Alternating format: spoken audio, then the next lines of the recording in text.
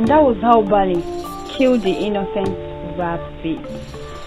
Wow, an interesting story. Yeah. So what now happens to Bali? You just have to wait till tomorrow. And good night. And make sure you don't wet the bed, okay? Okay. Nice movie. Alright. And you, Annie. If she tries that, I will beat her. Come on, you don't do that. You're meant to look after her. Oh yeah, promise me that you always take good care of her, no matter the condition. I promise. Are you sure? Yes. Alright, darling. I love you guys. Yes. Good night. Alright, Annie.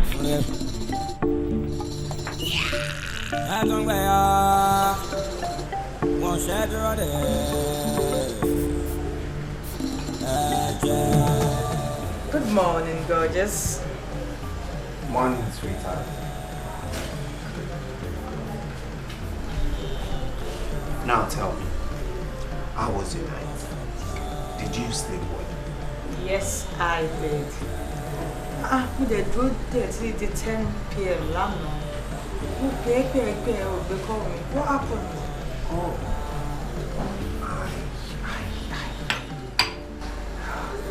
You know your call means the world to me.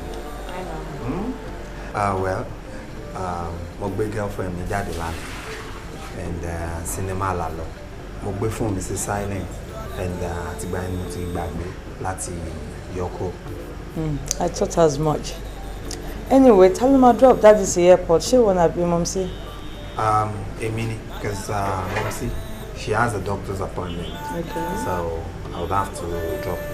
Okay, we should take him working till I'm not coming home straight from the airport. What if I get doing daddy with girlfriend? You're wrong. Well, Tibati call the airport, mo fẹ́ yà sí mosque. Mo dẹ̀ mọ̀ pé no ni mọ́ṣáláṣí fẹ́yìn. And the ma jealousy, ma tell she Ibadan. Allahu Akbar. Allahu Akbar Kabira. Wow. Oh, all right then, take it love. Okay.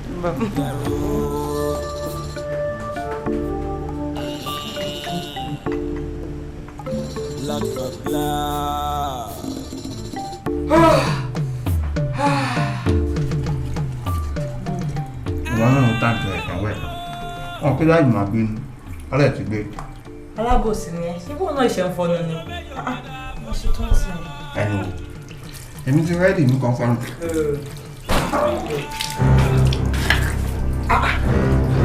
Irú àṣìwò lẹ́yìn ọmọ yìí ṣe. Ẹ má bàbá ní ẹsẹ̀ jẹ́ mọ́. Àbúrò ẹgbẹ́ àwọ̀ kí ló ń wá nu bí? Mo ṣe wọlé láìpẹ́ yìí. Keep quiet! Ó wọlé láìpẹ́ wo? Òun brush àbúrò ẹgbẹ́ ìwò. Tó bá tún sọ̀rọ̀ wá pọ́n orí ẹ̀ mú gírí. We are going outside. Ìwọ náà, òun wẹ̀.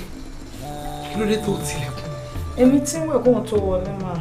Sórí ìwọ ọmọ yìí, ṣé torí mo ti sọ pé kẹ́gbọ́n ẹ máa tọ́jú ẹ láti kékeré, òun lẹ wá sọ di nǹkan míì mọ́ mi lọ́wọ́ báyìí. Tó wá ń wẹ̀ ní hòhò, tó wá ń dúró síbí báyìí. Mo ti ń pariwo, mo ti ń sọ fún ẹ, o ò lọ́rọ̀ gbọ́. Wá jẹ́ bàbá láyà lọ́wọ́ mi. You are a very stupid girl. You are very, very stupid. Ṣé fẹ́ balẹ̀ ayé jẹ́ mọ́ mi lórí ni? Mi ì rírò eléyìí rí o. Kí á ń sìn kò ṣe kókó síta. Dáàdi yín ti ń dúró dé yìí. Idiot.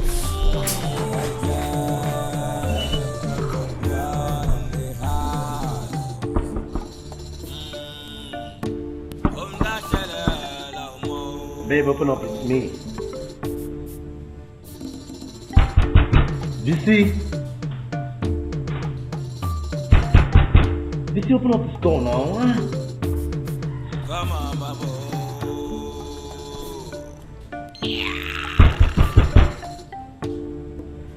BC.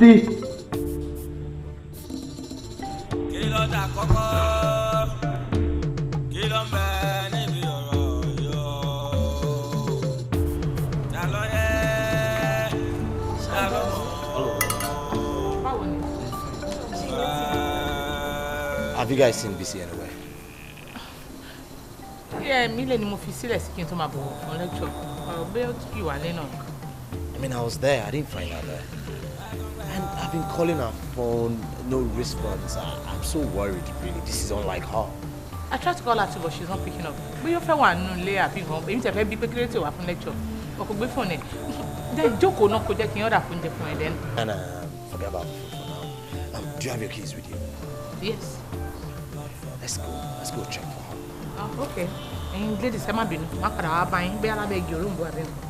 Bá mi sọ oúnjẹ títí mi. Kò fún mi ń change data. I'm so sorry. Yemi, it's my birthday on Saturday. Shoma Wambe. That shouldn't be a problem. I'll come. We're still deliberating on what color code we should use, but I told them, yellow and white will be better.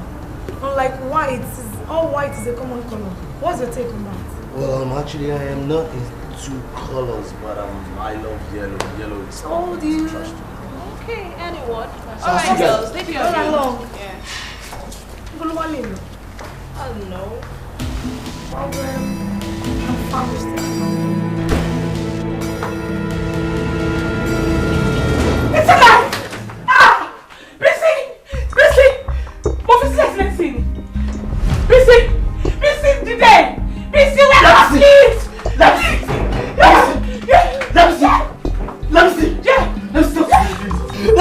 Talk to me. Let me see. Just tell me sorry, talk to me alone. Let me see. My sorry, talk to me alone. Let me see how many people you ring. I want to get engaged to you. I want to marry you. Let me see. Just talk to me. Let me see.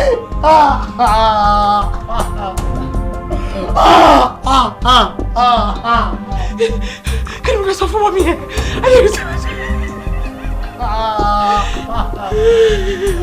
She's my best friend. I was just getting engaged as really. I was just trying to propose to you. I was in this address to me, please. Let me see this. She's my best friend. Can you first of all, Brent? Busy Joe. Busy today. Busy. Kí ló fẹ́ sọ fún àbẹ̀rẹ̀ tẹ? Kí ni mo fẹ́ sọ ayé mi ti bàjẹ́? Ayé mi ti bàjẹ́. Kí ni kí n sọ? I swear on my life. I swear on my life. Whoever that did this, I swear would not go unpunished. Let me see. Just talk to me. Just say something, please. Just talk to me, please. Let me just wake up. Talk to me. Wake up. Oh, baby, please.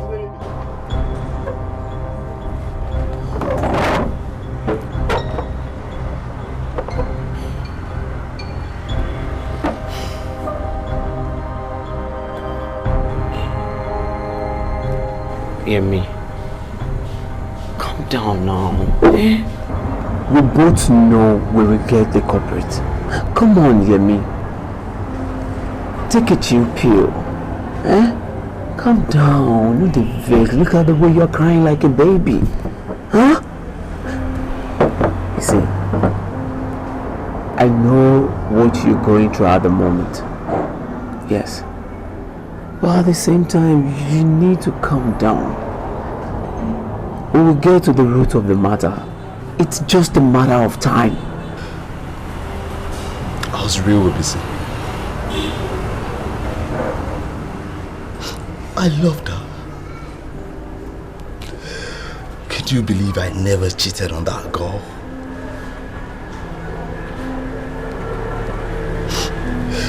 This was my everything. She clothes me. She fits me. She embraces my face. Now tell me, how am I supposed to go on life without Bessie? How am I supposed to live a day without her? Just the next freaking minute. How am I supposed to live without her? I know how serious you were with her. I know how you interact. But at the same time, you need to take heart. You're a man. Huh? Can you believe just 2 days ago? I mean, it was 2 days ago I went to buy a ring. I was planning on proposing to her. It's 2 days. You told me, Yemi. One thing I'm going to promise you is we will retaliate. All you need to do is to count on me. Do not worry yourself. Okay? Retaliation, we need to retaliate. I we need to hit those bastards fast. We will. I promise you we will. Calm down. This is serious. I know àwọn òbí ọmọ ẹ má ṣe mí o. Torí Ọlọ́run nìkan ló lè mọ position àti condition wọn lọ́wọ́lọ́wọ́ báyìí. Daddy, tẹ́ bá mọ ọmọ tá à ń sọ̀rọ̀ yìí, she was the quiet type. Kò kí n bá anybody sọ̀rọ̀, jẹ́jẹ́ ló máa ń lọ, ó dẹ̀ mọ̀wé gan. Ṣé mo máa ń wò ó lókè? Ọlọ́run ló mọ ọmọ aburú tẹ̀sùn ń gbénú ẹ̀. Tó mú ọmọ ọlọ́mọ tó dẹ̀mí ẹ̀ légbodò. Tó bá àwọn òbí ẹ̀ nú jẹ́. Dájúdájú ọlọ́dẹ orí ló máa jẹ́. Wọ́n náà cult boys ló carry out operation ni. Cult. Ṣé ó ń bá wọn ṣe cult ni? No, nǹkan tọkàn sọ around school nìyẹn. Ọlọ́run ló mọ nǹkan tó ṣẹlẹ̀ tí wọ́n fi pa ọmọ ọlọ́mọ bẹ́ẹ̀. Ẹ wo Dèjì, Lọ́lá, ẹ wo mo bẹ̀ yín nítorí Ọlọ́run ni mo fi bẹ̀ yín. Ẹ má bá wọn kẹ́gbẹ́kẹ́gbẹ́ o. Ẹ wo èmi àti ìyá yín ò ní fojú sunkún yín o. Àmín o. You should learn to trust your children. We have had this discussion countless times. Ẹ ti pè wá, ẹ ti bá wa sọ. Deji, I trust you guys. But gẹ́gẹ́ bí òbí, iṣẹ́ ti wà ní láti máa tẹ̀ mọ́ yín létí. Ìwọ wo nǹkan tó ṣẹlẹ̀ yìí náà? Àmọ́ olórí burúkú ọmọ máa ṣàǹfààní táwọn òbí ò ní jèrè ẹ̀ tó ṣọmọ lọ́mọ ní jàǹbá tó kàn pàdánù ní kékeré.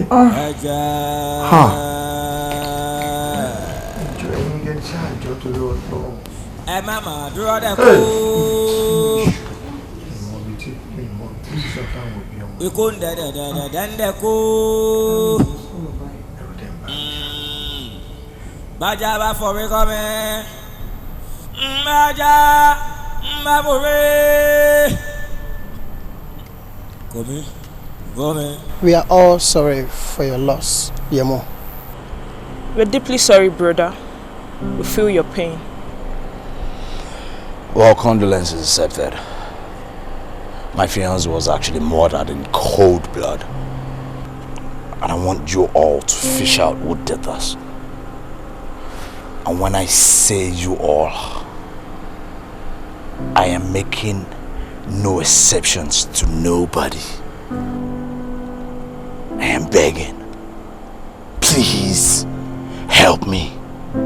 I need to know who did this. I need to know where this heat came from. I will start working on it, Yemi. The criminal won't go scot-free. Trust me. And the attack was carried out by the Zero Gang. The Zero Gang? What business do you have with the Zero Gang? The Z, my foot.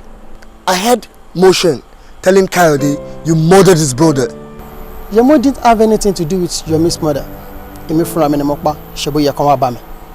Everyone knows it was you, but no one dares faces you. No one dares. In that case, Ijasha Shebereni. Blood for blood. Blood for blood. Blood for blood. Blood for blood.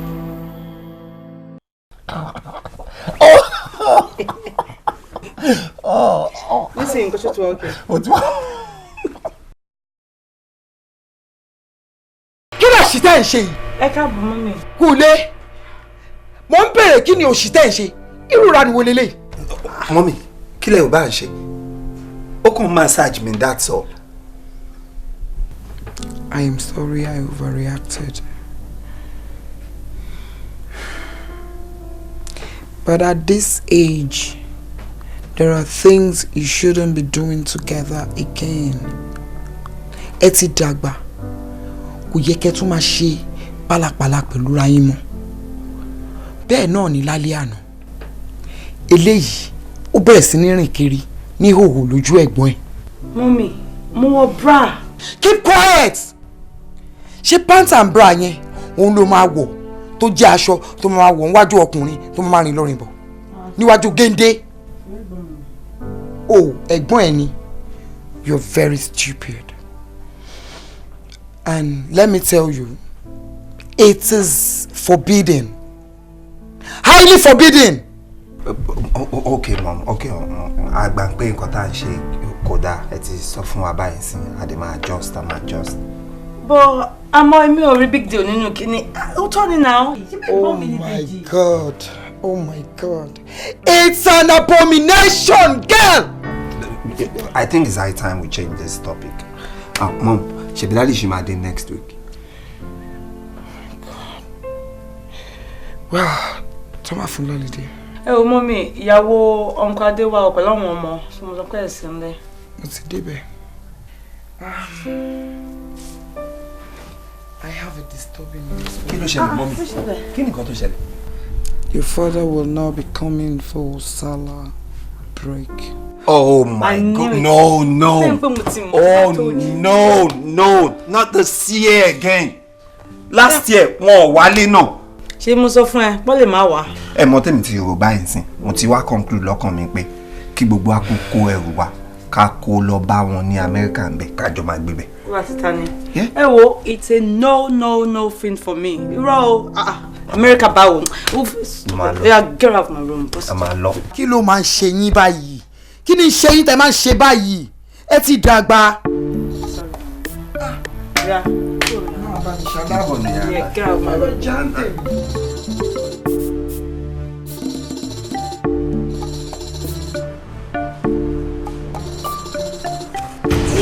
Oh my goodness, sorry. Oh, sorry. So, are you hot? Okay.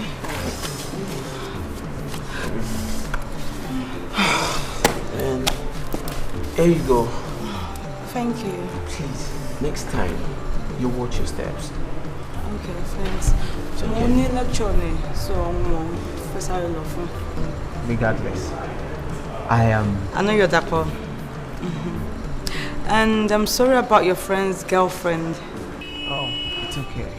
I wanted to come for the funeral, but it's okay. It's okay. Don't let me waste your time. Enjoy the rest of your day. I will. Thank you. Bye. Bye.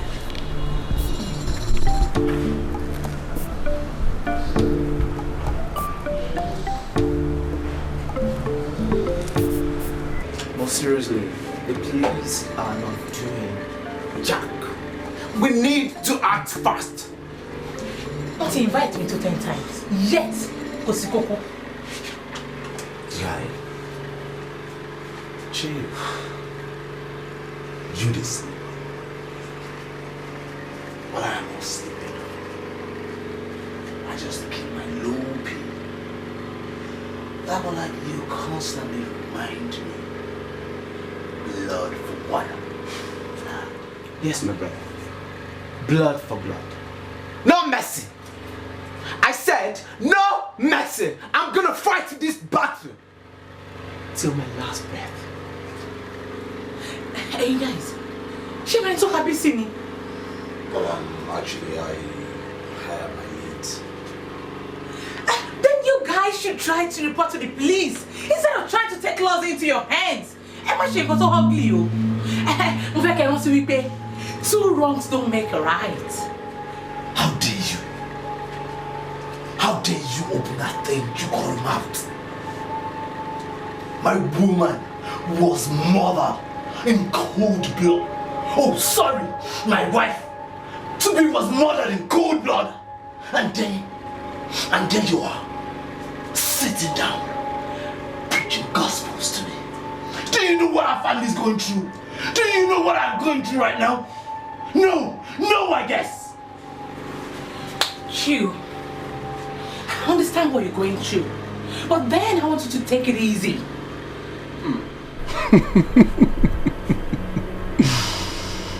Take it easy. Carefully. Relax. And watch the drama unfold. You're getting bad. As a shit.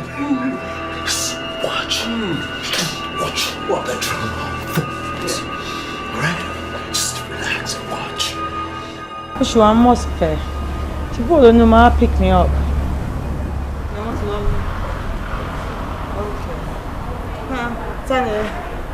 My love. Yeah, I'll be me. What's up? Have a seat. Thank you. Yeah. Can you see your reply on messages me? It's so fun now. What's in me or interested? You know what? We can be friends because I like your spirit. You don't give up easily, do you? Omolola. Oh, the job. Èmi àti àlejò rẹ̀, irú rẹ̀ wo la fẹ́ máa ṣe? Eré kí la já ń bẹ́ kò ṣe. Jẹ́ kí mi àti ẹjọ́ jẹ́ boyfriend and girlfriend ká dẹ̀ tọ́jú ara wa títí tó bá dẹ̀ ti di future a máa jẹ́ husband and wife. Please, my love. Please. Stop calling me your love. I hardly know you. Ìwọ ni ìfẹ́ ayé mi. Ìwọ ni ìdùnnú mi. Ìwọ láyọ̀ mi. You are the source of my joy. Fún mi láyè. Gbà mí láyè nínú ọkàn ẹ. Give me a trial and I'm gonna convince you. Please. Okay. Jẹ́ ká ṣe báyìí. Wàá fún mi ní time kí n lọ rò ó. Ó ṣàlẹ̀ expect me kí n sọ yes. Listen. Come on. Ṣé o mọ̀ pé ìrètí pípé ọmọ amọ́kàn ṣàárẹ̀? Bọ́ gbogbo nǹkan tó bá ṣàmàrò jẹ́ kó favour mi. Not the other way around. Please. Please, my love. Okay, mo ti gbọ́. Màá ṣì ń lọ rò náà. Thank you, my love. Don't tell me yet. Me too, so yes. Let me say thank you in advance. Check up and drink. No, I'm okay. I'm okay. As far as you're okay, I'm okay.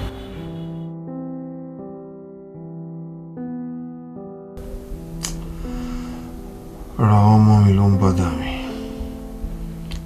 Relocate to the United States. Yes, I want you guys to come with me. Show more. Kájọ wà lọ́hùn ká máa gbé bọ̀. Èmi nìkan máa ń feel lonely ńbẹ̀ yẹn. Apart from the fact that I miss waking up in the morning and seeing you beside me, you know. But you come home every 3 months now. Sweetheart, you know that cost me a fortune. Cost me a fortune anytime I come. Look, I want you, the children, all of us to be together in the United States of America, start living there. Apart from the fact that this country is not safe again, almost all the children in the university are court members, and I don't want my children to be part of them. And how do you go about their green cards? I'm a citizen there already, so there's not going to be any problem. Me, I will have one problem. It's okay. It's okay? Sure. Honey, are you sure? Sure. Wow, thank you. Wow, thank you very much. I'm happy now, you know.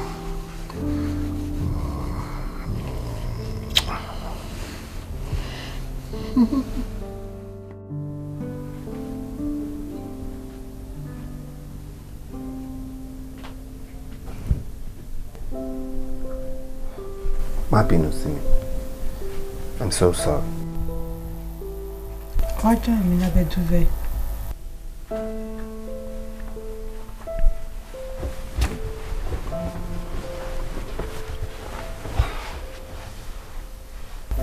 Ṣé mo béèrè question kan lọ́wọ́ ẹ? Shoot.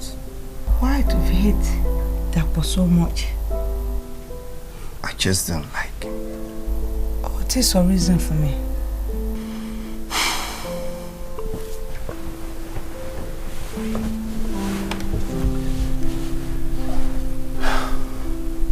Because he's taking you away from me. Your heart is divided.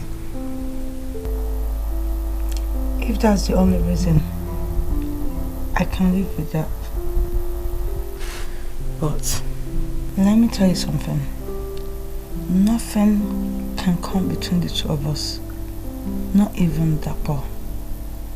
I want you to accept him for my sake. That will make me so happy. Please. You know how much I love him. I'm scared. Nǹkan tó ń ṣẹlẹ̀ yìí, it's so complicated. And I don't want you getting involved. Involved in what? What is going on? Talk to me, Deji. Please. You want to know? Yes. You do really want to know? Yes. Your so-called boyfriend is a gang member. He was. He told me everything. He's no more in the gang. Irọ́ ló ń pa fún ẹ. He's lying. And, can't you just see he's a liar? Oh my God. Báwo ni wọ́n ṣe mọ̀? Babe, see. You see, I am connected. Some of his gang members are my friend. I want a man for me information about what to ṣẹlẹ̀ lọ́dọ̀ mi. I know what I'm saying. I need you to trust me. What are you guys doing there? Huh? What? Mom. Ṣé mi lè bá bro mi sọ̀rọ̀ ni? Can't we have a private conversation? What conversation? Don't you have a living room? Don't you have a compound? Don't you have a kitchen? What are you doing here? Now get out of here. Get out! This is getting irritating. Deji! Come back here. Where do you think you're going? If you move, I will smack you, idiot. And you, I've always been saying that to you, that don't you ever allow your brother to come and sleep on your bed, but you refuse. I can see you're a deaf child, and I'll deal with you. Ṣé fẹ́ bá mi jẹ́? Ṣé fẹ́ kó bá mi? Kí lẹ fẹ́ kí tèmi jẹ́ náà? Ẹ̀gbọ́n àtàbúrò. Nah, see. O ma find out. O ma rí nǹkan tí ma ṣe fún ẹ. I'm going to deal with you in my own way, idiot.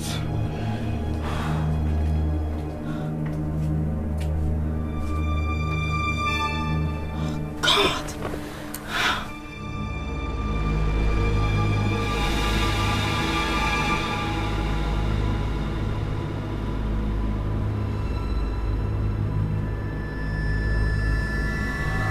But seriously, kí ló téèyàn kan máa fẹ́ fipá bí sí? Kí ló dé? She was an angel in disguise.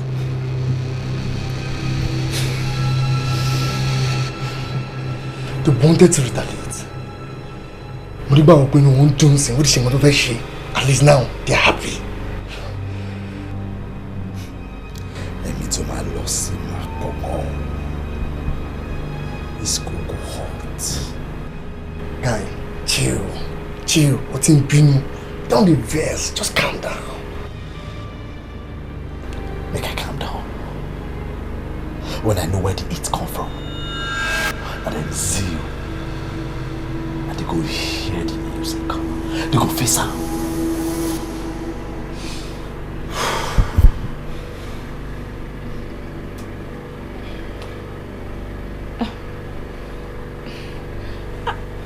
I'm not getting it.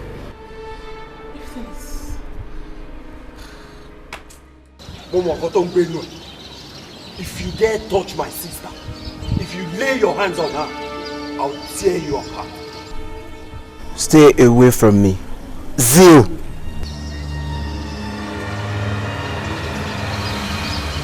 How dare you call my gang men out now? Anyway, take my leave. Stay away from Omodola, or else. Or else what? Talk now. Talk your mind. Sonko tó ń bínú ẹ. Sonko tó ń bínú ẹ kò jẹ́ ká rẹ̀ fúyẹ́. If you ever touch my sister, you would regret ever crossing my path. Asshole. Wọ́n ṣe dúró dé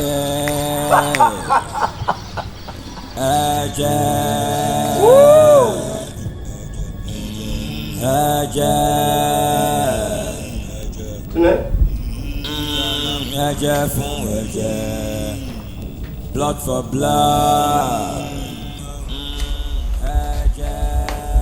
I'm sorry. Sorry for what? I'm sorry I yelled at you the other time. No, we only apologize now. Stubborn goats. See, kò sí nǹkan tó lè yà wá. Àwọn òbí tó bí wa gan, wọn ò lè yà wá. And I promise you that me never pariwo mọ́ ẹ mọ́ níṣojú anybody, especially níṣojú girlfriend. I've heard that before. You can never change. I swear, it's never gonna happen again. So show up with what is real near. This guy is not good for you. I have my reasons. Did you? Má fi mí sí position whereby I have to choose between the two of you. Please. What I'm doing is for your own good. Stay away from Dapo. Be weird. It's not possible. Give the guy a chance. He's a wonderful guy. When you get to know him, you will like him. I can't give him a chance. Mi tiẹ̀ lè ronú pé mo fẹ́ fún bọ̀bọ̀ yẹn láyé. Mi lè gbà kó súnmọ́ ẹ débi pé màmá fẹ́ ra yín. I can't do that. I can't. Jẹ́ kí n sọ nǹkan tí o mọ̀ lẹ́nu fún ẹ. Ta ló sọ fún yín pé mo like girlfriend there? What did I do? I had to play along simply because she is your happiness. Think about that for a second. One more round. All that you want. What are you talking about? You heard me quite alright, Dapo. That's an order. Yes, it is. They actually murdered my woman in cold blood.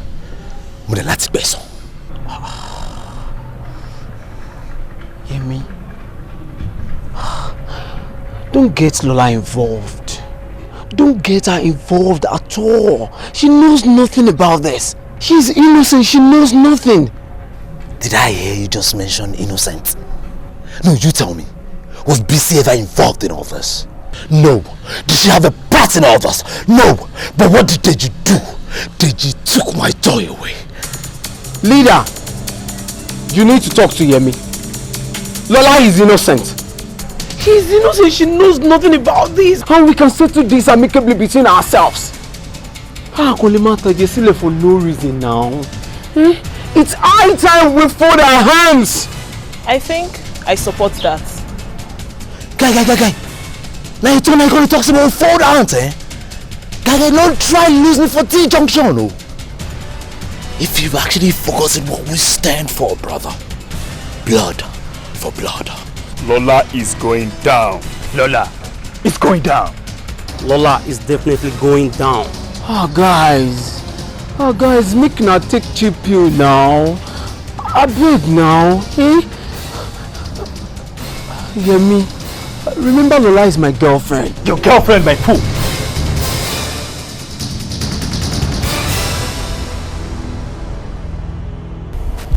Why is it taking eternity? You know, there are processes that we have to follow before we get this green card thing done. That's why. Don't worry, it's going to be okay. How soon, as in, killing you, as in, how soon there will be a village? 4 months, max. 4?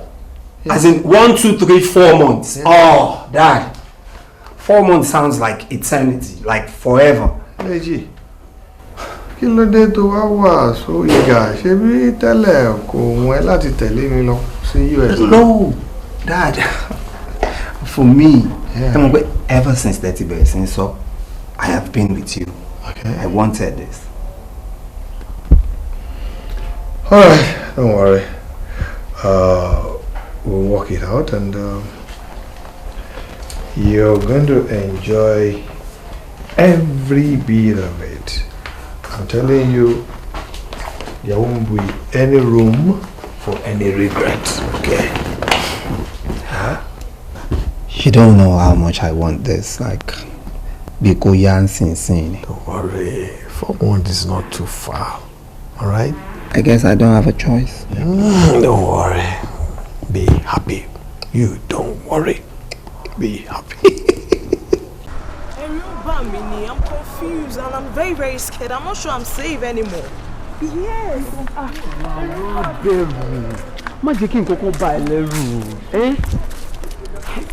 Nothing is gonna happen to you.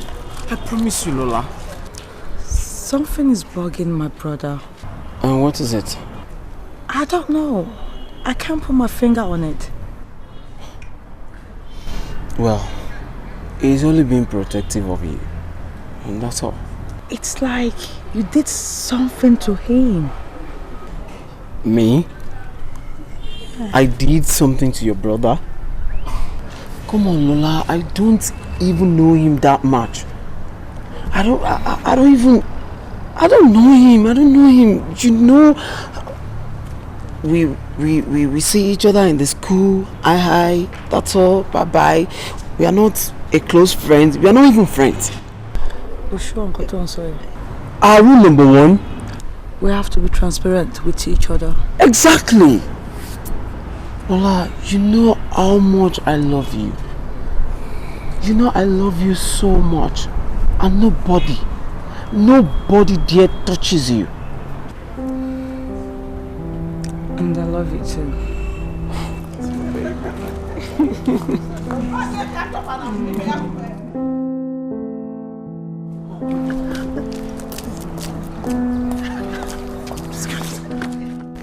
The gold isn't a bad idea. Yeah, you can give it to my brother's wife. That's not a problem. Magbalo won ní shop Lola. Yeah. Mane she transfer. Ma pay you padà, ma pay you padà. Welcome. Where are you all coming from? I came so early and no one was found. What happened? Oh, we went to the hospital. Hospital? What happened? Who is sick? Nobody. Was that no sick? Lawyer James looked at Latin America. Okay. Loni Homeland Office on need DNA result àwọn ọmọ yìí. Kó tó di pa proceed lórí application form ta submit. DNA. She know what procedure ni yẹn ni? Oh, certainly. Oh, I see. Ẹ̀yin Americana. Mo fẹ́ relocate lọ sí America. Kini, o ti lọ ilé yìí lọ. Obi, you don't have a choice. Hey babes, it's for your own good though. That's my American girl. Yes, so. You know what? Soon it's gonna be about, yo, what's up? You know what, man? How you doing, man? Yes, sir. Hey,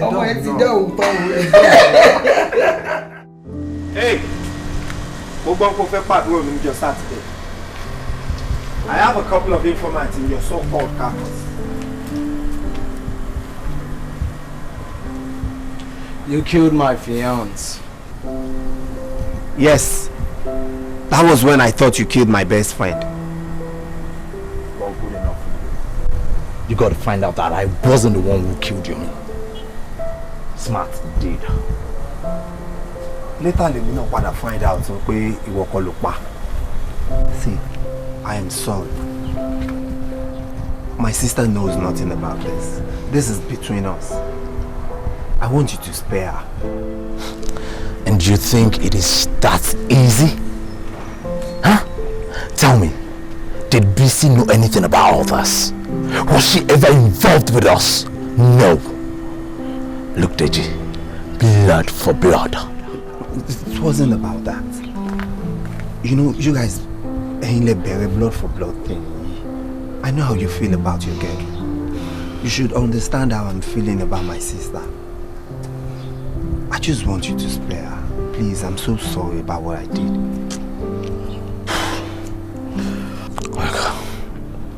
Unfortunately, Deji, it is too late. Blood for blood, dude.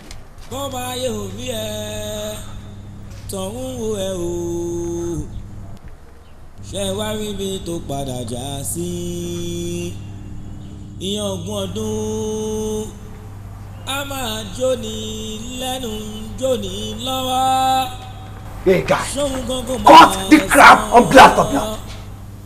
What is wrong with you? Huh? This is between you and I. Yemi Sholanke. We've been friends for years. Remember? Huh? So you want to take that away? You want to throw that away? Why? Why? Because of what? Lola's death won't bring back Bissy. Yemi, please spare the poor girl's life, for God's sake. Please, man. Well, actually, Dapo Adebanjo, you sound so much like a traitor to me right now. I mean, what's wrong with you? What is going into your head? What's in the fuck with this thing where you call brain? Hey? How can you choose oh God over me? I mean, I'm supposed to be your best friend, remember? I love her so much. Wow, it would have dressed you to know that I love my Bissy so well too. I mean, what is wrong with you people? We're supposed to get married later this year, after graduation. I mean, how come you people just forget things so soon? I mean, this was the girl that cared for you. I mean, she washed for you. She fed you. She was exceptionally nice to you. Huh? What more do you want, Dapo? What more? I know everything. And I remember everything. I remember. But Yemi, please. See, I'm pleading. Please. Spare this girl. Spare her life, please. Look, the crazy thing is like, I don't get anything to do with all this killing saga in the first place. I mean, it wasn't my business. I wasn't involved. I wasn't involved at all. Not until your Deji came and stole my joy away. No. Dago, me uliba. Me uliba rara. I no fit. Deji's going to feel every pain I felt. I promise him that. He will feel out. I feel your pains. And I know everything you're going through at the moment. But hear me. Kelly won't solve anything. Kelly won't solve nothing. Oh, Dapo. See, you be my homie. I don't get problem with you at all. Dapo. Why they do me like this? Just the see, look, let me tell you something. Dapo, I've killed for you. I've killed for you several. You know how to do anything for you. Dapo, come on, man. See, you and I are cool. We're like this. We don't have a problem at all. You understand? But this is none of your business. Stay out of this, all right? Just forget about this. Please. Your life is my business. Yes. She is my business. And I can go any length. I mean any length to protect her. Yes.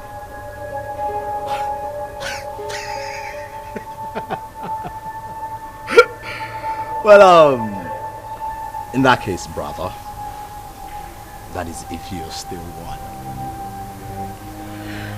Today being Wednesday, come Friday, my life, I promise you, this time, you definitely will be mourning your beloved. So my piece of advice for you is, enjoy her while she's alive. Enjoy the rest of the evening, bro.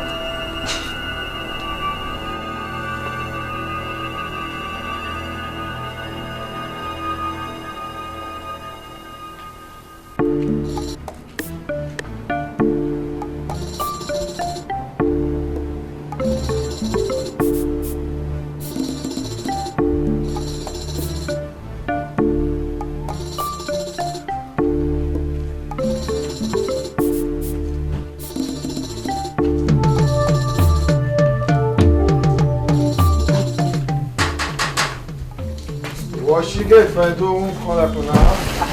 One.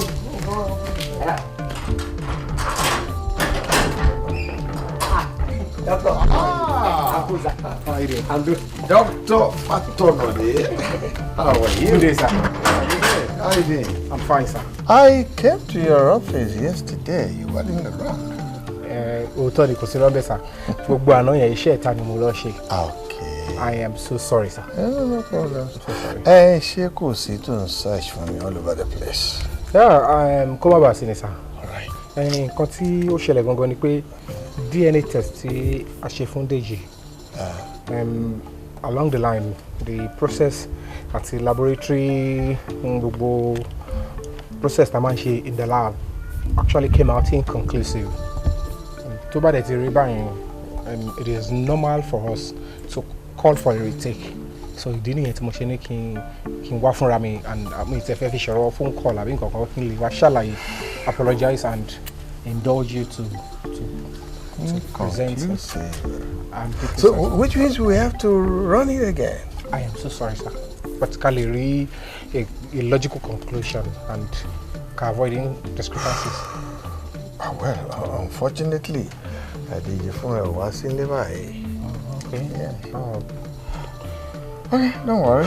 Tomorrow, yes, it will be around tomorrow. Ola. Omawa, Lara. That will be perfectly fine. Okay. Thank you so much, sir, for your understanding. Mo wá fi ń dá yín lójú, sir. Immediately tá bá ti ṣe eléyìí tó bá ti fún wa ní nǹkan tá à ń fẹ́. Okay. Ó pẹ́ jù Friday, èmi fúnra mi ni màá mú wá. So ẹ ní láti dára yín láàmú mọ́, sir. Fatality. It's all right. Thank you, sir. No problem. Thank you for your usual understanding. No problem. All right. It happens. Enjoy the Abi? Sure, yes. Okay. Let me run along, sir. All right. Thank you, sir. Bye-bye. Okay. How are you? I'm good. Thank you for your paradise, you. So sorry, sir. Funny guy. You're highly welcome.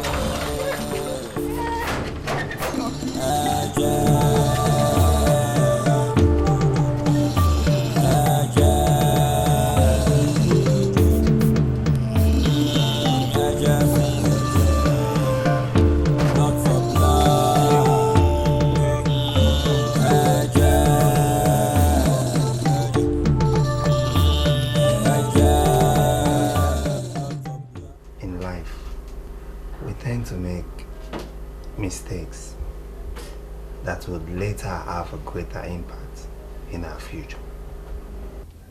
For the past 5 minutes, Lotin sọ̀rọ̀ bíòwe. Go straight to the point, Mr. Makinwa Adedeji. Lola, you know how much you mean to me, don't you? Yes, I do. Just go straight to the point, Mr. Loverboy. Má lọ sí school, Lola. Are you alright?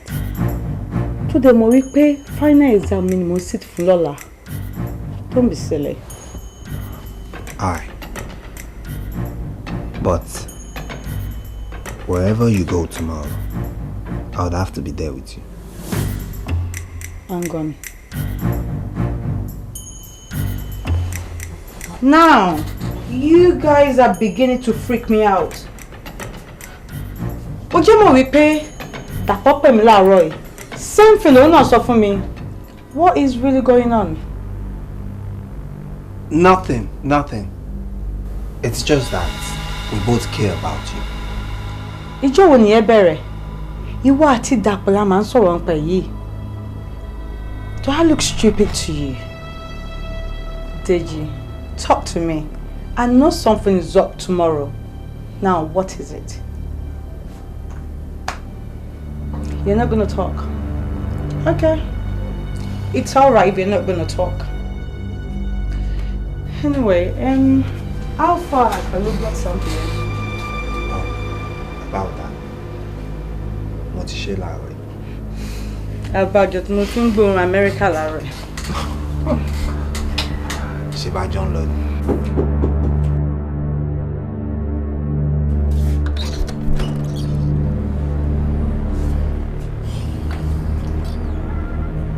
Did you right? You're damn right. And what's wrong?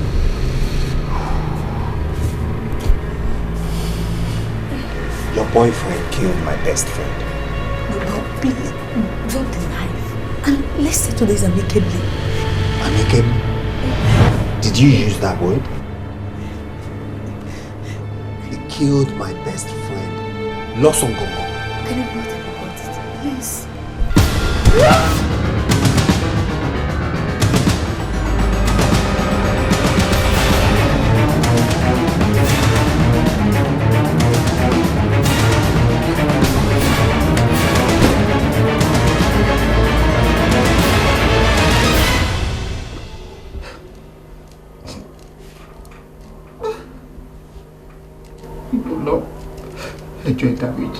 Dáríjì mí.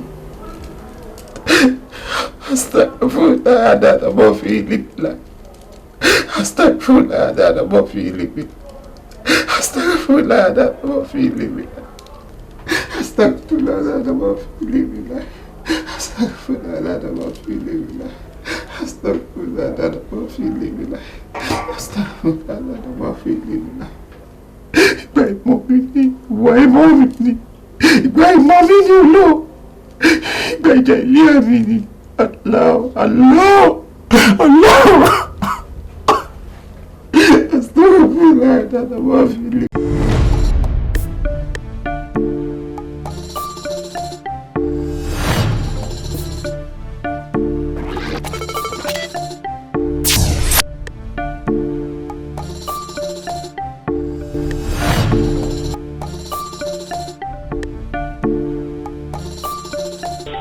And that was how Bali killed the innocent rabbit. Wow, an interesting story. So what now happens to Bali? You just have to wait till tomorrow. And good night. And make sure you don't wet the bed, okay? Okay. Nice movie. Alright. And you, Annie. Mati Egben Shubu, Shogbo. If she tries that, I will beat her. Come on, you don't do that. You're meant to look after her. Oh yeah, promise me that you always take good care of her. Let us stop killing ourselves on top of nothing!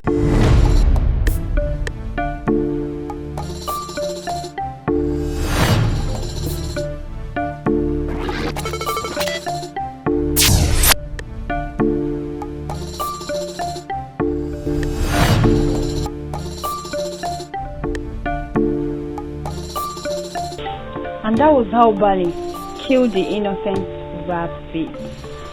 Wow, an interesting story. So what now happens to Bali? You just have to wait till tomorrow. And good night. And make sure you don't wet the bed, okay? Okay. Nice movie. Alright. And you, Annie. Mati Egben Shubu, Shogbo. If she tries that, I will beat her. Come on, you don't do that. You're meant to look after her. Oh yeah, promise me that you always take good care of her, no matter the condition. I promise. Are you sure? Yes. Alright, darling. I love you guys. Good night. Alright, Annie.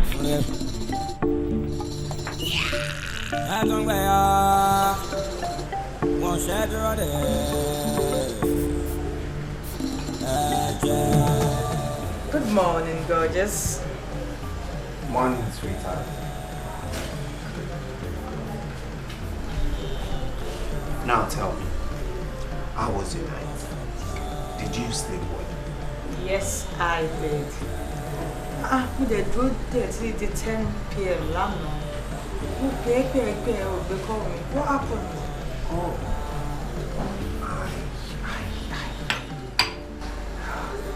You know your call means the world to me. I know. Well, my big girlfriend mi jáde lánàá and cinema la lọ. Mo gbé phone mi sí silent and àtìgbà yẹn mo ti gbàgbé láti yọkó. I thought as much. Anyway, tell him I drop that is the airport. She wanna be mom see. Is it title or what? This is beginning to make sense to me as well. Let's stop cutting short our generation. Well said. To be sincere with you guys, I think I concur with what Dapo have said. It's high time we face what we're supposed to do in the campus. Let's face our status and make a family proud. Thank you guys. Thank you everyone. Thank you. No more blood for blood. No more blood for blood. Jemmy, you have heard each and everyone's opinion. I think I'm on the wavelength. I want us to put an end to this.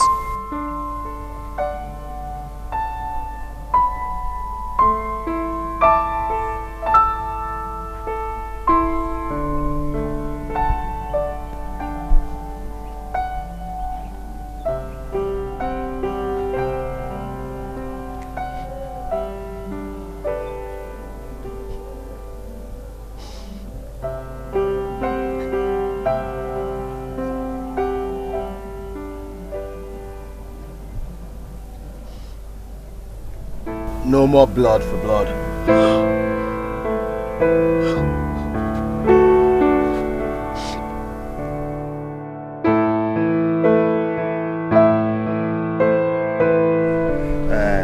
I'm so sorry about what happened, bro. It's alright, no problem, Mom. Yet alone. Let's just forget it. That chapter don't go. Oh, Yemi, thank you so much. You're indeed a man. Thank you, my brother. Thank you. Mati Bakadara. Show me and to kuti ku. Our lying in Kama Shilia, you understand? I mean, I've accepted my fate. That's true.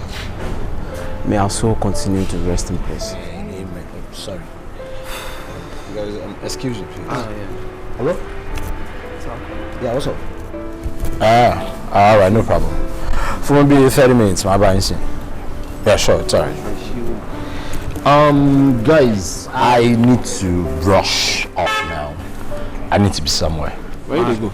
I'm inside the Paja. I'm going to pick you and come back. Yeah, sure you get that. You will know afterwards. I'll be waiting for Lola here, and then Toba today, I'm on my cafeteria. Okay. That means my bike by the cafeteria and buy. Oh, okay. So, alright, bro. My man. Thanks, man. It's alright. Take care, eh? Yeah, mo. Yes, bro. Easy. Bro. I need to leave. I have to go to the mosque. Tell her I'll meet her at home. Okay. Good. Thank you very much for this. I really appreciate it. Thank you so much. It's okay. We're brothers now. Okay? See you soon. Bye.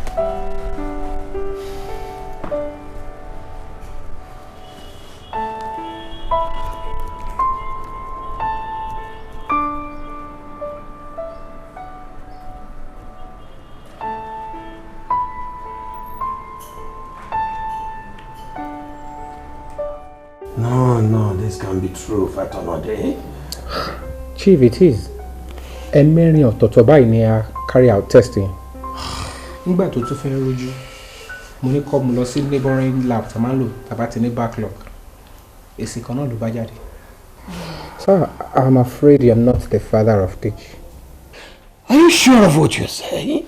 Absolutely, sir. Sir, I've been handling your family for a very long time. And okay, let's do this way, sir. To clear your doubt, even though you can try another hospital. But though I'm very sure that you've done your best to know the right status. But another, sir, please. Ṣé ó possible kó jẹ́ kí àṣírí yìí kó wà láàrin mi àti ìwọ nìkan kẹ́ni kankan máa mọ̀ sí? You have my word, sir. Please. Trust me. Chief, after 28 years. I can understand. I can understand. You need to relax. Getting to know this 28 years after. Sir, that's reality check. You're an adult. Could they think of Sir, you'll put through. It's alright. I know. Just relax. Alright. Relax yourself. It's alright. Please. Relax yourself. But it's alright. Girl, tell me the truth now! Calm down. I'll tell you the honest truth. So, did you can share Jemmy? Ha! Mama told you. Okay, tell me the bullshit. Tell me everything. Bullshit. It's no bullshit. I'm ready to tell you who Deji's biological father is. Fire, yes. I want to know. I had a wonderful upbringing. My mother would tell us stories before we go to bed at night. And that was how Bali killed the innocent rabbits. Wow, an interesting story. Yeah. So what now happened to Bali? You just have to wait till tomorrow. Okay. And good night. And make sure you don't wet the bed, okay? Okay. Night, mommy. Alright. And you, Annie. Mati Egben Shubu, Shugbo. If she tries that, I will beat her. Come on, you don't do that. You're meant to look after her. Oya, promise me that you always take good care of her, no matter the condition. I promise. Are you sure? Yes, ma'am. Alright, darling. I love you guys. Girl, what has that got to do with Deji not being my biological son? Cool! Don't interrupt me, please. I'll tell you how it all started. Good. Listening.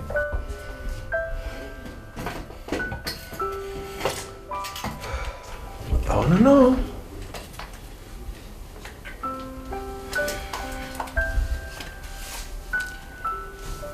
My mother did a good job. She would bath us every morning before going to work. Sorry, hello.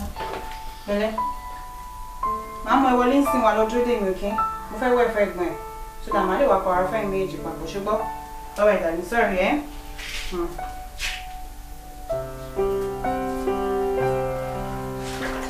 Get it about. Go fast. Yeah, very. My brother and I did practically everything together. We would bath together, we sleep together, we eat together, we do everything together. I think I was around 7 years or thereabouts. He was about 9 or 10 thereabouts. There was this tenant's daughter that came to sleep over. She was the one that taught us how to do mommy and daddy game. What? Gẹ́gẹ́ bó ṣe mọ̀, tí ẹ̀gbọ́n àtàbúrò bá wà nínú ilé, tí ìyá wọn ò dá sí wọn, láti sọ fún wọn pé ìwà báyìí ò dáa, àwa ò mọ̀ láburú, àjìjọ ń ṣe papọ̀. ìgbà míì wà tí n bá rìn lọ nínú living room bóyá mo fẹ́ lọ sínú yàrá wa á fọwọ́ gbé mi lọ́mú ṣùgbọ́n àwọn ò rí aburú níbẹ̀ nítorí pé ìyá wa pàápàá sọ fún wa pàpọ̀ ni ìgbà míì wà ìyá wa gan á rìn ní hòhò láàrin living room á fi kọjá lọ sí kitchen á lọ sínú yàrá wọn a mọ̀ pé n tí ò dáa ní tá à ń ṣe wá tó ìgbà kan tí Adé tó bí ọmọ 19 years old thereabout tèmi gan dẹ̀ wà bí 17 plus ó wá pàdé girl kan ìgbà tó pàdé ọmọbìnrin yẹn wọ́n ṣàbẹ̀rẹ̀ sí ní fẹ́ra wọn gẹ́gẹ́ bó ṣe mọ̀ èmi pẹ̀lú ẹni tó jẹ́ pé àjìjọ ṣe kékeré àjìjọ wà èmi pẹ̀lú ẹ̀ náà làjìjọ ń ṣe gbogbo nǹkan ó bẹ̀rẹ̀ sí ní yẹra fún mi torí pé ó ti lẹ́ni tó ń fẹ́ Ọlọ́run kẹ́ tó máa ṣe dáadáa fún mi mo wá pàdé ẹ̀ bí mo ṣe pàdé ẹ̀ kẹ́rẹ́kẹ́rẹ́ àṣègbéyàwó bàtà àṣègbéyàwó inú mi dùn wípé Ọlọ́run ti ṣẹ́ ogun kí n máa ní ìbáṣepọ̀ pẹ̀lú ẹ̀gbọ́n mi Ọlọ́run ti ṣẹ́ inú ayé mi inú mi dùn àjíjọ wà gbà tó yá iṣẹ́ bẹ̀rẹ̀ sí ní gbé ẹ lọ sókè sódò káàkiri títí tó fi gbé ẹ lọ sí Amẹ́ríkà gbà tí iṣẹ́ gbé ẹ lọ sí Amẹ́ríkà ara ò kì í ṣòkúta inú mi bàjẹ́ nítorí pé mo dá wà nítorí pé mi tí ìgbádùn ẹ tó mi ò dẹ̀ mọ̀ bí tí mo fẹ́ yà sí bó ṣe di wípé padà sí àti máa ní àjọṣepọ̀ pẹ̀lú Adé nìyẹn ṣùgbọ́n nǹkan péré ni mo bá ní àjọṣepọ̀. ṣé ń sìn òun sọ fún mi pé Adé òun ni bàbá Dèjì. Then if you are not Deji's biological father, Ade is. God.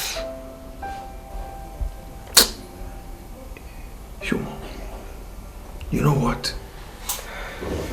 Ó dùn mí, èní ló ṣẹ̀ṣẹ̀ dùn mí pé Adé ti kú. Ká ní Adé ò ti kú ni. Èní yìí ni mi ò bá fi ọwọ́ ara mi pa. Ṣé you know what you have done is against our culture? Yes, I know it's a taboo.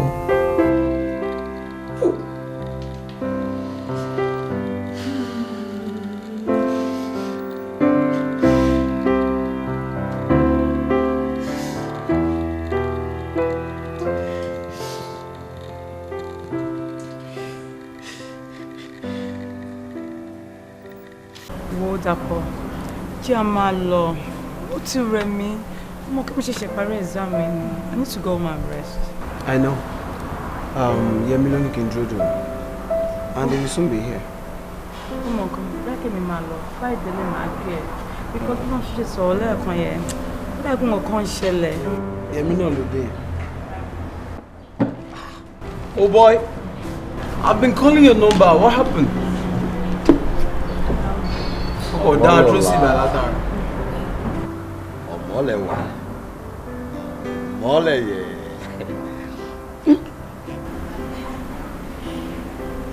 Yemi, have you been drinking? What do you think? I think I have to leave you guys. Not so fast! Young lady. Yemi, what is wrong with you? How do you want to order? So you care about her, huh? Well, if you had forgotten, a brother did hurt me. Yes! He did hurt me! He did hurt me! Hey, leave this babe. Calm down. Did you know what your brother, your so-called brother, did you know what he did to my girlfriend? No, I guess. Your brother slashed and stabbed my girlfriend. Are you telling me my brother was responsible for your girlfriend's death? Oh. You just know it? Yes, of course. He did. Well, you have the liberty to actually ask him. Still, you can ask that one. Standing right here. Bloody traitor.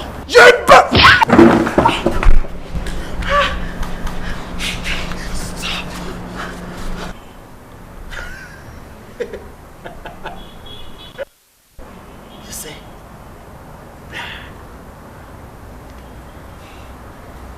I love blood. This is actually getting so interesting. Sorry, Remy. Like, would you always have to remind you what we stand for? Huh? Blood. Blood. For blood. Yemi! Yemi, why did you do this? Why did you do this, Yemi? Why? Ah!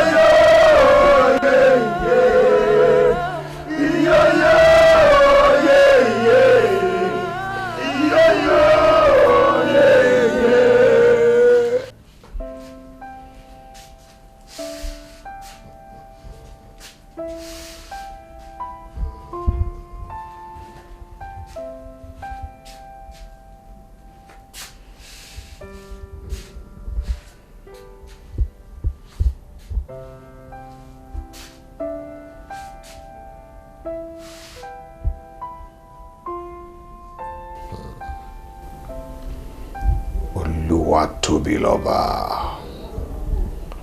Èṣù lábí ọmọ òṣè pààrọ̀ Tobiloba the Great, you have proven to me that you are capable. Láàrin how many days tá ṣe gbé wọlé? You are a man, you are the chosen one. Show gbàgbé transformation name. That is to say, from Tobiloba to the boy Eshulabi ọmọ Òṣèpàrọ̀. This is Kayode. Àbúrò James. Ọmọ bí James ṣe fuck wa up to. Mo kì í ṣe àbúrò James ẹjọ́. Èmi nìkan ni daddy mi bí èmi nìkan ni daddy mi kò gbà tán ni ẹjọ́. Shut up! Èmi Tobiloba Eshulabi ọmọ Òṣèpàrọ̀. Kí ni tèmi? Ìyá ẹ̀ ló bí bàbá ẹ̀ ló bí kò sí lókàn mi. Ẹ̀jẹ̀ mo need, I need blood. Ẹjọ́ wá pa mí. Shut the fuck! In my kingdom, forgiveness is a sin. I need judgment, and I want you to give me right now. Ẹ má pa mí o, ẹ má pa mí, ẹjọ́ ẹ má pa mí o. Bastard! Move it! Àṣé lóòótọ́ ni ìyẹn ogún ọdún máa ń jó ni. Blood for blood.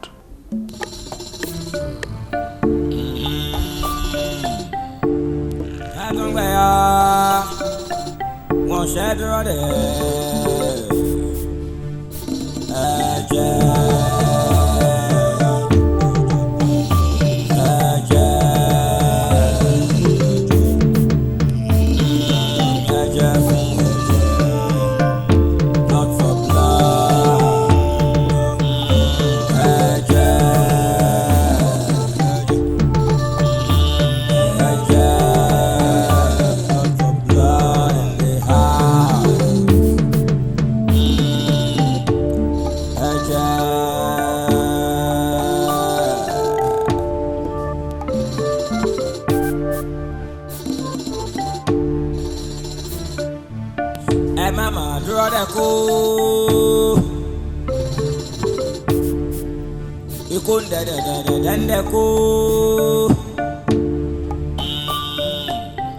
Baja ba fọwé kọ́mí, baja ba fọwé kọ́mí. Agbalẹ̀ ọlọ́wọ́ la.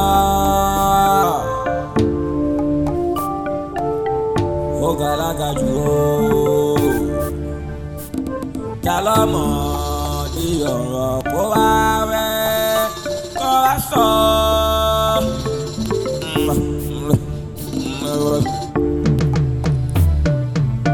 Wọ́n gbẹ̀yà wọ́n dẹ́.